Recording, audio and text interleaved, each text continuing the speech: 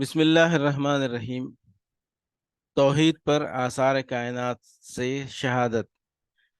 فہرست موضوعات تفہیم القرآن، جلد اول، عنوان توحید، صفحہ 130، سورہ بقرہ، آیات 163 164۔ وَإِلَٰهُكُمْ إِلَٰهٌ وَاحِدٌ لَا إِلَٰهَ إِلَّا هُوَ الرَّحْمَٰنُ الرَّحِيمُ إِنَّ فِي خَلْقِ السَّمَاوَاتِ وَالْأَرْضِ وَاخْتِلَافِ اللَّيْلِ وَالنَّهَارِ وَالْفُلْكِ الَّتِي تَجْرِي فِي الْبَحْرِ بِمَا يَنفَعُ النَّاسَ وَمَا أَنزَلَ اللَّهُ مِنَ السَّمَاءِ مِن مَّاءٍ فَأَحْيَا بِهِ الْأَرْضَ بَعْدَ مَوْتِهَا وَبَثَّ فِيهَا مِن كُلِّ دَابَّةٍ وَتَصْرِيفِ الرِّيَاحِ وَالسَّحَابِ الْمُسَخِّرِ بَيْنَ السَّمَاءِ لَآيَاتٍ لِقَوْمٍ يَعْقِلُونَ۔ تمہارا خدا ایک ہی خدا ہے، اس رحمان اور رحیم کے سوا کوئی اور خدا نہیں۔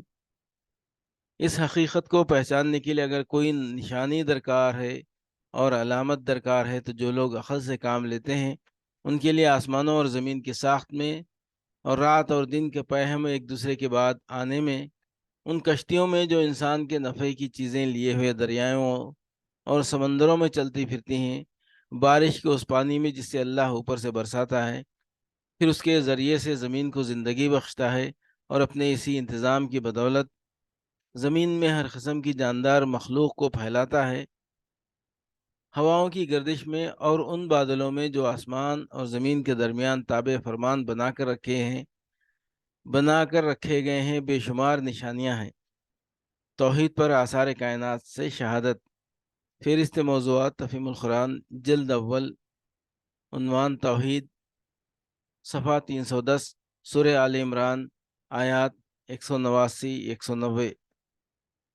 وَلِلَّهِ مُلْكُ السَّمَاوَاتِ وَالْأَرْضِ وَاللَّهُ عَلَىٰ كُلِّ شَيْءٍ قَدِيرٌ إِنَّ فِي خَلْقِ السَّمَاوَاتِ وَالْأَرْضِ وَاخْتِلَافِ اللَّيْلِ وَالنَّهَارِ لَآيَاتٍ لِأُولِي الْأَلْبَابِ۔